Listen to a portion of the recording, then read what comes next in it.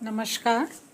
British संविधान के अध्ययन के क्रम में आज हम राजमुकुट और राजा की शक्तियों का अध्ययन करेंगे।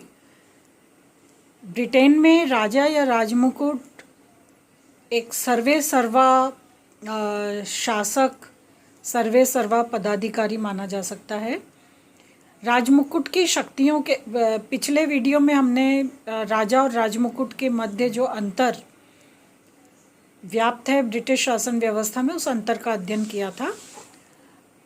आज हम राजा की शक्तियों का या राजमुकुट की शक्तियों का अध्ययन करेंगे, क्योंकि सिद्धांततः जो राजा है, व्यवहारतः उसे हम राजमुकुट संस्था के रूप में देखते हैं।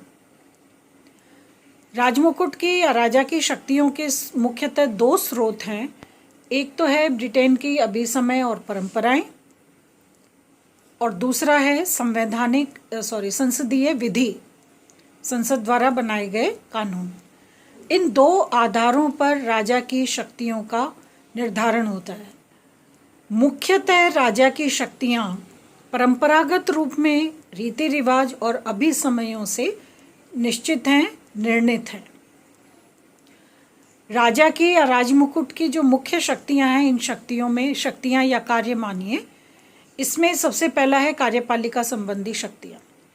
ब्रिटेन में क्योंकि संसदात्मक शासन व्यवस्था को कार्यपालिका के रूप में स्वीकार किया गया है, दोहरे स्वरूप की कार्यपालिका है नाममात्र और वास्तविक कार्यपालिका, तो संसदीय शासन व्यवस्था को संचालित करने के लिए जितने भी प्रमुख गुण, प्रक्रियाएं और विधान हैं, उन सब को ब्रिटिश संविधान में स्थान, ब्रिटिश व्यवस्था में स्थान दिया गया है। कार्यपालिका संबंधी शक्तियों का प्रयोग करते हुए सबसे पहले आंतरिक प्रशासन या आंतरिक व्यवस्था बनाए रखने की जिम्मेदारी राजा की या राजमुकुट की होती है, जिसके अंतर्गत प्रशासनिक विभागों का गठन करना, उनमें कर्मचारियों की, अधिकारियों की नियुक्ति करना और आवश्यक होने पर उन्हें पदमुक्त भी किया जा सकता है। इसके अतिरिक्त जो विभिन्न विभाग हैं जिनका निर्माण राजमुकुट के द्वारा किया गया है, उन विभागों में नीतियां बनाना, उन निर्मित नीतियों को क्रियान्वित करना या लागू करवाना, प्रधानमंत्री की नियुक्ति करना, प्रधानमंत्री की सलाह से मंत्रिमंडल और अन्य समितियों के सदस्यों की और अध्यक्षों की नियुक्ति करना, राष्ट्रीय कानूनों को लागू करना, इसके अतिरिक्त राष्ट्र की शांति व्यवस्था को बनाए रखना। राजमुकुट जो है वो तीनों सेनाओं का मुख्य कमांडर होता है, इसलिए जल, थल और नभ तीनों सेनाओं का गठन करना, उनका संचालन करना। इसके अतिरिक्त राजमुकुट राष्ट्रीय वित्त पर भी अपना पूरा नियंत्रण रखते हैं, क्योंकि जो बजट संसद में प्रस्तुत किया जाता है वो राजमुकुट की प्रक्रिया, राजमुकुट के निर्णय के उपरांत ही प्रस्तुत किया जाता है। इसके अतिरिक्त राजमुकुट या राजा स्थानीय सरकार पर अपना पूरा नियंत्रण रखते हैं, यानी केंद्र और इकाइयों के स्तर के अलावा भी जो और स्थानीय स्तर की सरकारी इकाइयां हैं, उन पर भी राजमुकुट का नियंत्रण रहता है। इसके अतिरिक्त क्षमादान का अधिकार भी राजा के पास है। दूसरा, विदेश नीति का संचालन करना। इन प्रशासकीय कार्यों के अलावा विदेश नीति का संचालन करना भी राजा का ही दायित्व है। विदेश विभाग का गठन करना, विदेश विभाग के लिए कर्मचारियों और अधिकारियों की नियुक्ति करना, राजनयिकों की नियुक्ति करना, फिर विदेश नीति के निर्धारण के बाद युद्ध, शांति आदि की घोषणा करना, उनकी व्यवस्था करना, अंतर्राष्ट्रीय सम्मेलनों में ब्रिटेन का सर्वोच्च प्रतिनिधित्व करना, विभिन्न राज्यों के साथ संधि और समझौते संपादित करना, ये प्रशासकीय कार्यों में विदेश नीति के संचालन से संबंधित कार्य या जिम्मेदारियां हैं ब्रिटेन के राजा की। और कार्यपालिका शक्तियों में ही तीसरा पक्ष जो है शक्तियों का, वो है राष्ट्रमंडल संबंधी शक्तियां। राष्ट्रमंडल ऐसे राज्यों का संघ है जो कभी ब्रिटेन के अंग रहे थे या ब्रिटिश साम्राज्य के अंग रहे थे। राष्ट्रमंडल का गठन करना, राष्ट्रमंडल की अध्यक्ष के सम्मेलनों की अध्यक्षता करना और इसके लिए नीति और निर्धारण का उसके क्रियान्वयन का जो अधिकार है वो ब्रिटेन के राजा का अधिकार होता है। इस तरह से राजमुकुट जो है वो एक प्रकार से औपचारिक अध्यक्ष होता है समस्त कार्यपालिका संबंधी शक्तियों का। दूसरा, विधायी रूप में ब्रिटिश राजा की कुछ शक्तियां जैसे वैधानिक या व्यवस्थापिका संबंधी शक्तियों का प्रयोग करते हुए ब्रिटेन का राजा, संसद सहित राजा द्वारा कानून का निर्माण ब्रिटेन में किया जाता है। इसका मतलब है कि संसद के साथ साथ ब्रिटेन का राजा भी व्यवस्थापिका संबंधी समस्त शक्तियों के प्रयोग के लिए अधिकारी होता है।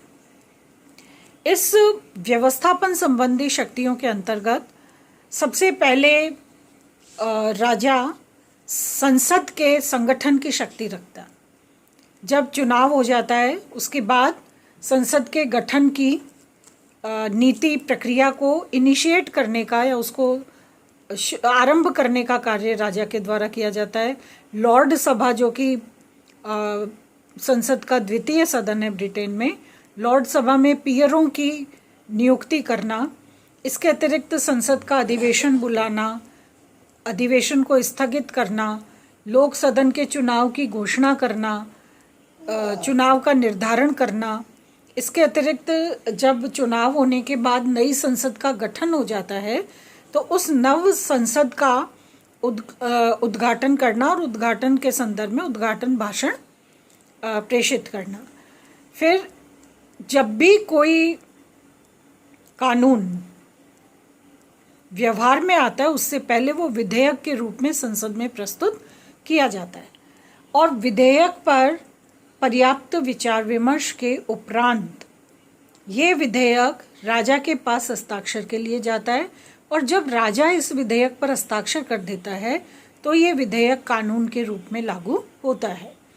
तो कानून निर्माण की शक्ति का एक बहुत महत्वपूर्ण दायित्व या अधिकार जो है वो ब्रिटिश राजा का है कि विधेयक पर सहमति प्रदान करके ब्रिटिश राजा विधेयक को कानून का रूप प्रदान करते हैं। इसके अतिरिक्त राजा को सपरिषद आदेश का भी अधिकार है और ये सपरिषद आदेश जो होते हैं ये व्यवहार में संसद द्वारा निर्मित कानून के समान ही प्रभावशाली होते हैं। ये ऑर्डर इन काउंसिल का मतलब ये है कि अगर सामान्य परिस्थितियां हैं तब तो संसद कानून का निर्माण करती है। विशेष आपत्ति काल में या विशेष परिस्थिति में सपरिषद आदेश का प्रसारण करके या उसको जारी करके राजा जो है वो संसद के समान ही प्रभावी कानूनी प्रक्रिया की स्थापना में अधिकार रखता है। इसका मतलब ये हुआ कि उस तात्कालिक परिस्थिति से का मुकाबला करने के लिए किसी विशेष प्रकार के कानून की तुरंत आवश्यकता है तो अधिवेशन बुलाना और उस अधिवेशन में पर्याप्त प्रक्रिया का पालन करते हुए और फिर कानून निर्माण की प्रक्रिया से गुजरना अपने आप में समय साध्य हो सकता है। तो समय की महत्ता को देखते हुए तुरंत निर्णय लेना अगर आवश्यक होता है तो सपरिषद आदेश की व्यवस्था होती है। सपरिषद आदेश बिना किसी विशेष औपचारिकता के जारी किए जाते हैं लेकिन इनका प्रभाव और इनकी महत्ता जो है वो संसद द्वारा निर्मित कानूनों के समान ही होती है। इसके अतिरिक्त ब्रिटिश राजा जो है वो मुख्य प्रकार से न्यायिक प्रकार की शक्तियों का भी अधिकारी होता है। न्यायिक शक्तियों में राजमुकुट को न्याय का स्रोत माना जाता है। यानी ब्रिटेन में कहा जाता है कि सभी न्यायालय ब्रिटेन के राजा के न्यायालय हैं और वे राजमुकुट या राजा के नाम पर ही न्यायिक प्रक्रिया से जुड़े रहते हैं या न्याय प्रदान करने का प्रयास करते हैं। इसके अतिरिक्त न्यायाधीशों की नियुक्ति करना, नियुक्त न्यायाधीशों को पदमुक्त करना, संसद में महाभियोग जब प्रस्ताव पारित होता है तो प्रस्ताव पारित होने के बाद राजा ही न्यायाधीशों को उनके पद से हटा सकता है। इसके अतिरिक्त राजा को या राजमुकुट को क्षमादान का अधिकार है। उपनिवेशों या अभिसमयों से संबंधित जो न्यायिक शक्ति है वो राजा के पास होती है, क्योंकि राजा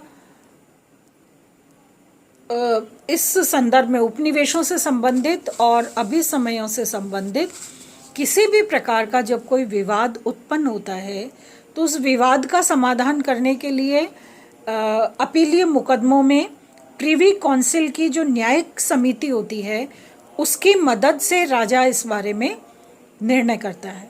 तो राजा उपनिवेशों और अभिसमयों से संबंधित विवादों का या प्रश्नों का निर्णय करने में प्रिवी काउंसिल की न्यायिक समिति की मदद से सर्वोच्च अधिकारी होता है। तो इस प्रकार न्यायपालिका के क्षेत्र की या न्यायिक क्षेत्र की शक्तियों का प्रयोग भी राजमुकुट या राजा के द्वारा किया जाता है। चौथी शक्तियां हैं ब्रिटिश राजा की धार्मिक शक्तियां, जिसमें राजा इंग्लैंड के एंग्लिकन चर्च का सर्वोच्च अधिकारी होता है। धार्मिक सत्ता के रूप में एंग्लिकन चर्च के सर्वोच्च अधिकारी का स्टेटस या सर्वोच्च अधिकारी का स्तर राजा को प्राप्त होता है। राजा इस कैपेसिटी में क्षमता से चर्च के अधिकारियों की नियुक्ति करता है। Archbishop, bishop, dean, canon आदि इन सब अधिकारियों की नियुक्ति राजा के द्वारा की जाती है। फिर चर्च के सम्मेलनों का आयोजन करना भी, धार्मिक उत्सवों का आयोजन करना भी राजा का कार्य होता है। धार्मिक अदालत के खिलाफ होने वाली अपीलों पर प्रिवी काउंसिल की न्याय समिति की मदद से ही राजा निर्णय ले सकता है। तो इस प्रकार न्यायिक क्षेत्र में राजा एक प्रकार से धर्म के रक्षक के रूप में धार्मिक शक्तियों का प्रयोग करता है।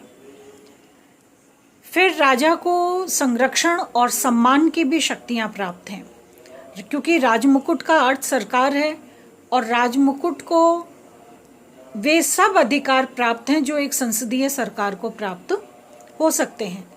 राजमुकुट की शक्तियों का वास्तविक प्रयोग राजा के नाम से शासन के अन्य अंगों के द्वारा किया जाता है, क्योंकि जैसा कि हमने पूर्व में देखा था कि राजा और राजमुकुट के नाम पर जो व्यवस्था ब्रिटेन में चल रही है, उस व्यवस्था में सिद्धांत रूप में जो राजा है, व्यवहार रूप में वो ही राजमुकुट है। राजा को जो शक्तियां प्रदान की जाती हैं, उन्हीं शक्तियों का व्यवहारिक प्रयोग राजमुकुट के माध्यम से विभिन्न संस्थाओं के द्वारा किया जाता है। राजपद के कुछ नियम हैं और इन नियमों के अंतर्गत राजपद का उत्तराधिकार नियम प्रमुख है, जिसमें दीवानी सूची में राजा और राज परिवार के सदस्य जो हैं वो श्रेष्ठतम स्तर पर स्थापित किए जाते हैं। राजा के पद का निर्धारण आनुवांशिक रूप में वंश परंपरागत आधार पर किया जाता है, जिसमें ज्येष्ठत्व का नियम लागू होता है। यानी जो सबसे संतानों राजा की संतान में जो सबसे बड़ा होता है, ज्येष्ठ है, उसे अधिकारी माना जाता है। स्त्री वंश की तुलना में पुरुष को प्रमुखता दी जाती है और राजा को प्रोटेस्टेंट धर्म का अनुयायी होना चाहिए। अगर राजपद का उत्तराधिकारी वयस्क नहीं है तो उस स्थिति में संरक्षक या परामर्शदाता मंडल की स्थापना करने का एक प्रावधान है।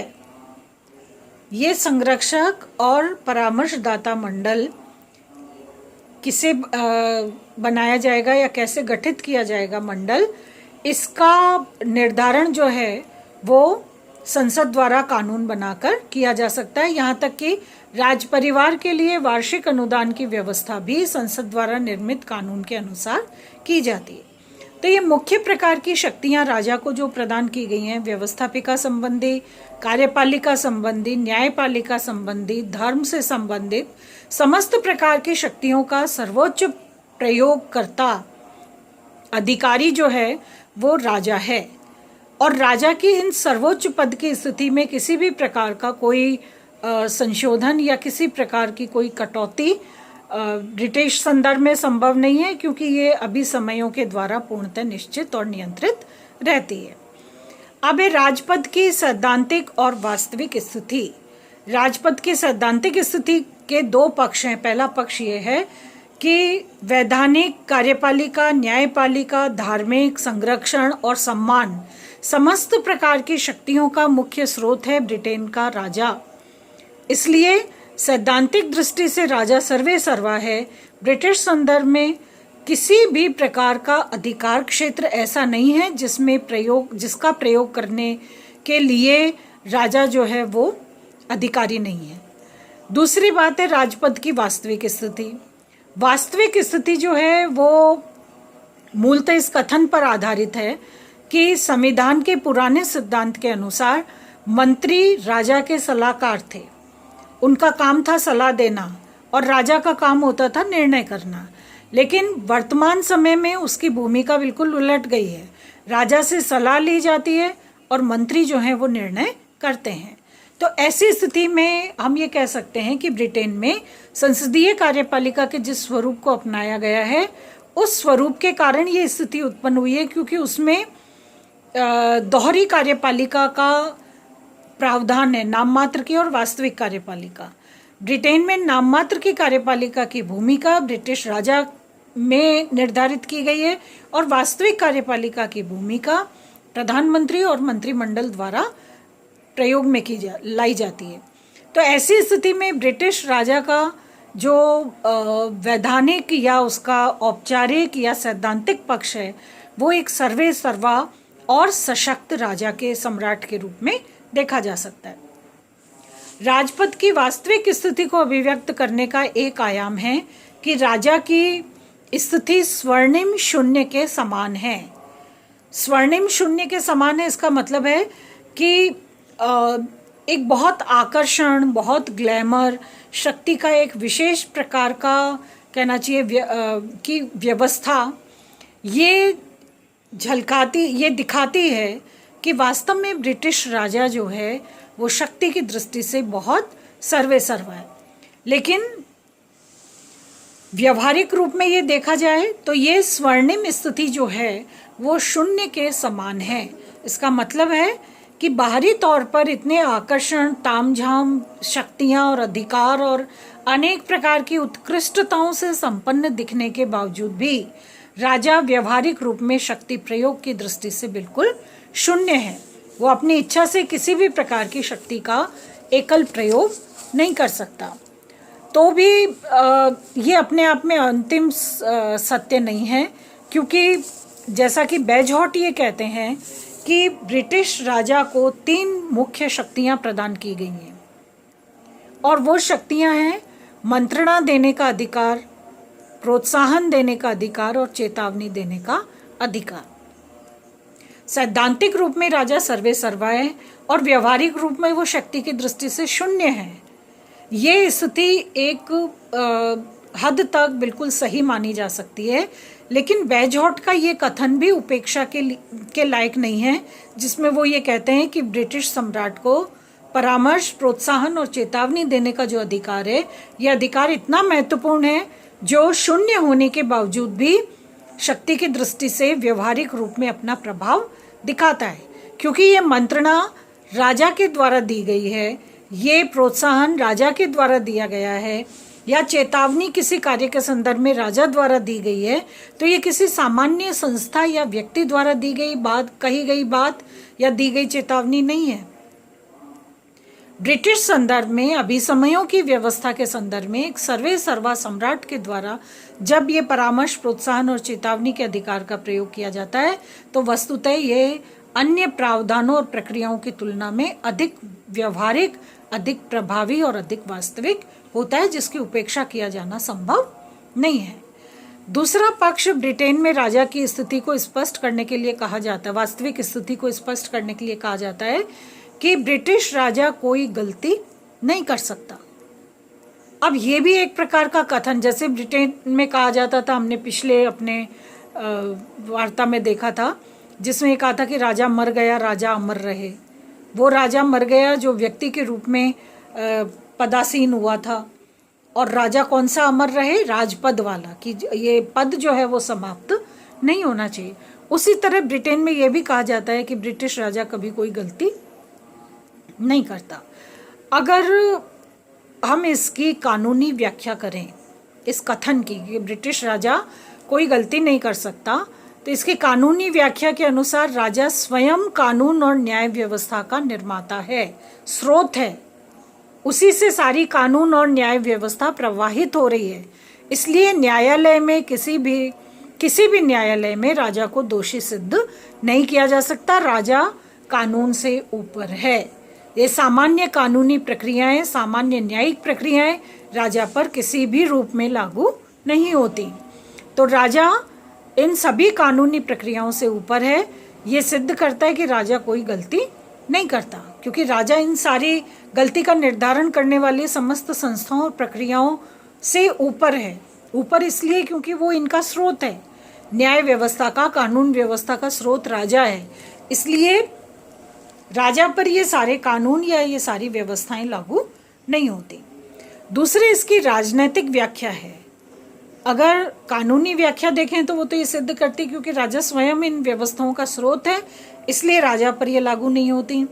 अगर इसकी राजनीतिक व्याख्या की जाए तो उस राजनीतिक व्याख्या में एक बात सामने आती, वो ये है कि राजा क्योंकि स्वयं कोई कार्य नहीं करता, इसलिए राजा कोई गलती नहीं करता। सामान्यतः गलती कौन करता है? जो कार्य करता है, जो स्वयं निर्णय लेता है। राजा स्वयं कोई निर्णय नहीं लेता, राजा के द्वारा स्वयं कोई कार्य नहीं किया जाता, इसलिए राजा को किसी भी कार्य के गलत होने का दोषी भी नहीं ठहराया जा सकता। राजा कार्य नहीं करता तो ये कार्य कौन करता है? राजमुकुट। राजमुकुट यानी संबंधित कंसर्निंग संस्था कार्य करेगी। तो अगर किसी प्रकार की त्रुटि है तो उस त्रुटि के लिए उसी अधिकारी को, उसके विभाग को या उसकी इकाई को दोषी ठहराया जाएगा। राजा इसके लिए किसी भी रूप में उत्तरदायी नहीं है। दूसरी बात ये कही जाती है कि राजा के कार्यों के लिए संबंधित मंत्री उत्तरदायी होते हैं, राजा स्वयं व्यक्तिगत रूप में उत्तरदायी नहीं होते।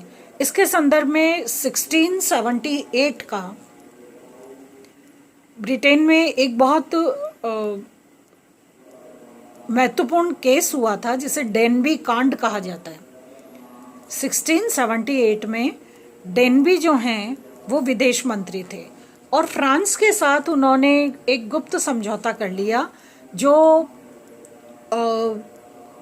ब्रिटेन की तात्कालिक संवैधानिक परंपराओं के बिल्कुल विरुद्ध था। तो जब आरोप लगे डेनबी पर और ये सिद्ध हो गया कि डेनबी ने ये जो भी समझौता फ्रांस के साथ गोपनीय संधि के रूप में या गोपनीय समझौते के रूप में हुआ है, ये नितांत गलत है। तो उस स्थिति में जब विवाद बढ़ा और इसको न्यायालय में प्रस्तुत किया गया तो न्यायालय में डेनबी ने ये कहा कि ये जो समझौता है, फ्रांस के साथ जो समझौता है, वो राजा के कहने और उसके निर्णय के उपरांत ही किया गया। लेकिन सर्वोच्च न्यायालय ने इस कहना चाहिए कथन को या उनकी इस उक्ति को स्वीकार नहीं किया और डेनबी को दंडित किया गया। दंडित करते हुए जो निर्णय सुनाया गया, उस निर्णय में ये कहा गया कि ब्रिटिश राजा कभी कोई गलती नहीं कर सकता, मतलब वो किसी को गलत कार्य करने की सलाह भी नहीं दे सकता। उस किसी भी व्यक्ति या विभाग को वो किसी भी गलत कार्य की प्रक्रिया से जोड़ने के लिए मजबूर भी नहीं कर सकता, क्योंकि राजा स्वयं व्यक्तिगत रूप में किसी प्रकार का कोई कार्य नहीं करता। इसलिए किसी भी कार्य के संदर्भ में जो अंतिम उत्तरदायित्व है वो संबंधित मंत्री का या विभाग का होगा, राजा का नहीं होगा। तीसरी स्थिति जो राजा की वास्तविक स्थिति को स्पष्ट करती है वो है कि ब्रिटिश राजा राज्य करता है, शासन नहीं करता। राज्य करता है इसका मतलब है वो ध्वजधारी शासक है, समस्त कार्य उसके नाम से किए जाते हैं, लेकिन व्यवहारिक रूप में वो स्वयं किसी प्रकार का कार्य निर्णायक रूप में संपन्न नहीं करता। तो जब ब्रिटिश राजा राज्य करता है, यानी व्यवस्थापिका, कार्यपालिका और न्यायपालिका संबंधी, धर्म और सम्मान संरक्षण संबंधी, सेना संबंधी समस्त शक्तियों का सर्वोच्च प्रयोगकर्ता ब्रिटेन का राजा है। लेकिन व्यवहारिक रूप में ये राजा किसी भी तरह से शासन नहीं करता, मतलब उनको व्यवहारिक रूप प्रदान करने की प्रक्रिया में उनके निर्णायक स्तर की प्रक्रिया में राजा किसी प्रकार से उत्तरदायी नहीं होता व्यक्तिगत रूप में, क्योंकि इस कार्य के लिए राज मुकुट उत्तरदायी होता है जो संस्थागत रूप में संबंधित विभाग या संस्था से जुड़ा हुआ है। और इसीलिए कहा जाता है कि ब्रिटिश राजा जो शक्ति की दृष्टि से इतना संपन्न, सर्वे सर्वा और शक्तिशाली दिखाई पड़ता है, व्यवहारिक स्थिति में अगर संसद के दोनों सदन अपनी पूर्ण सहमति से राजा की मृत्यु का आदेश भी पारित करें तो राजा उस पर हस्ताक्षर से इनकार नहीं कर सकते। इतनी औपचारिक प्रकार की स्थिति है ब्रिटिश सम्राट की। जैसा कि हमने अपने पूर्व वीडियोस में देखा कि ब्रिटिश संवैधानिक व्यवस्था की जो आरंभ है वो एक निरंकुश राजतंत्र के रूप में हुआ था, जिसमें सर्वे सर्वा ब्रिटेन का राजा था। धीरे धीरे गौरवपूर्ण क्रांति और बहुत स्वाभाविक सरल परिवर्तनों, संवैधानिक प्रक्रिया के विकास के दौर में इन परिवर्तनों के कारण ब्रिटिश संविधान की व्यवस्था जो निरंकुश राजतंत्र के रूप में अपनी यात्रा को प्रारंभ करती है, वो संसदीय लोकतंत्र के रूप में स्थापित हो जाती है। संसदीय लोकतंत्र में जनता सर्वे सर्वा है, लोकमत सर्वे सर्वा है और जनमत या लोकमत के विरुद्ध किसी भी कार्य को करने के लिए ना तो राजा, ना तो संस्था, ना राजमुकुट, ना और कोई इकाई इसके लिए अधिकारी है। जनता सर्वे सर्वा है।